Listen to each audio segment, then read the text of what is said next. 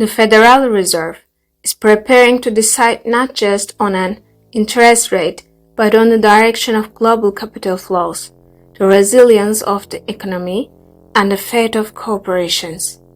Welcome to the Heart of Economy. In this video, we're not just talking about another rate decision. Today, we'll explore how the system works, why it's approaching a breaking point, and what a rate cut truly means in depth. Then, we'll analyze how major companies like JPMorgan, AT&T, and Boeing might be affected. We'll evaluate their performance not just by the numbers, but within a broader context. What is the Fed's objective? As of July 2025, the Federal Reserve's policy rate stands at a range of 4.25% to 4.50%. After holding steady for 5 consecutive meetings, a significant rate cut is now seriously on the table. Inflation has risen to 2.7%, according to the latest data. However, key drivers include tariffs, rising energy prices, and housing costs. Unemployment climbed to 4.1% in June 2025. This points to a slight cooling in the labor market.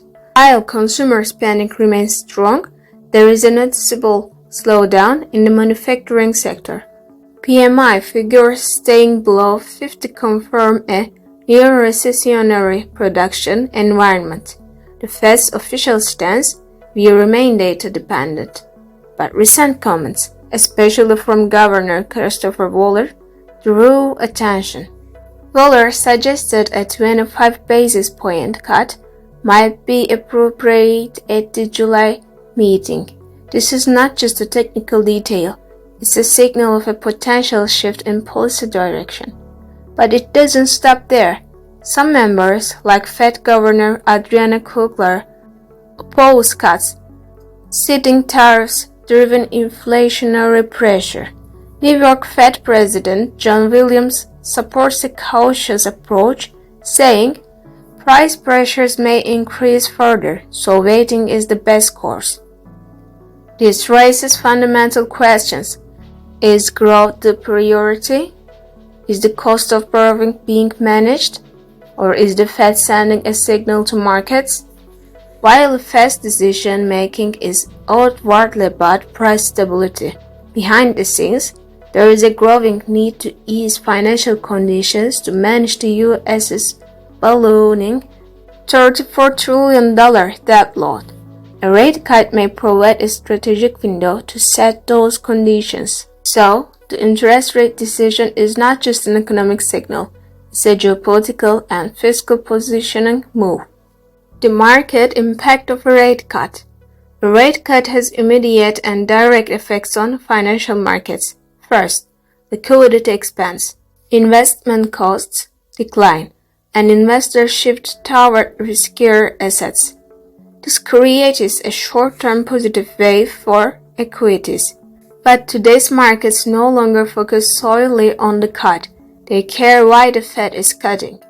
If the Fed sees signs of contraction, its move may be interpreted as panic ahead of a crisis.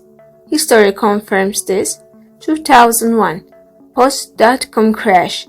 2008, pre-Lehman crisis. 2020, pandemic shock.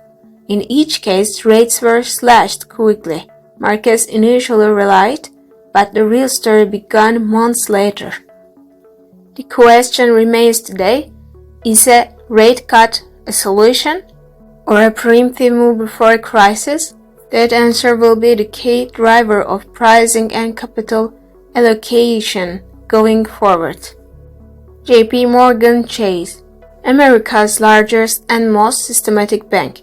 Share price $289.90. Market cap $837 billion. 2025 year-end net interest income estimate $95.5 billion. The bank's profit engine is the interest margin, the spread between what it earns from lending and what it pays for funding. What happens if rates are cut? In the short term, loan demand increases. Mortgages, credit cards, and commercial lending pick up. The bank processes more transactions and earns more fees. The balance sheet expands.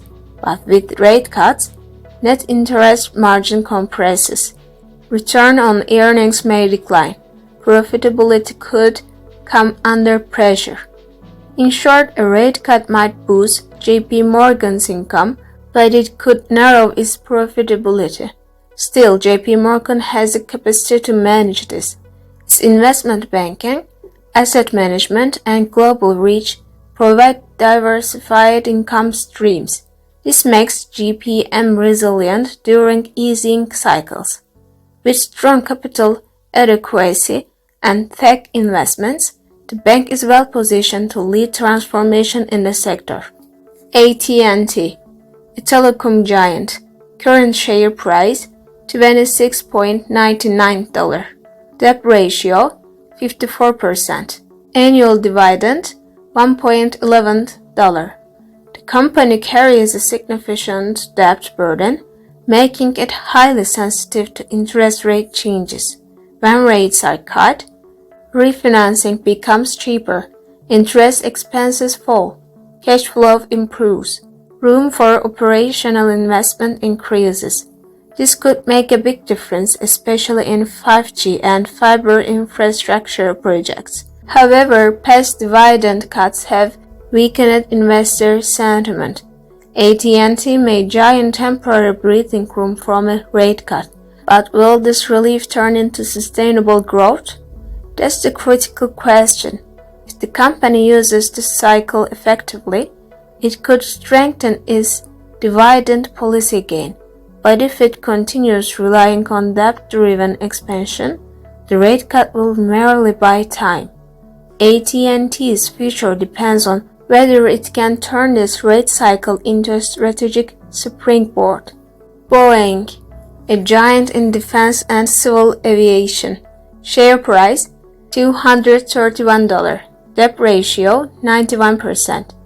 No net profit in the past 3 years. This makes the rate cut impact especially critical.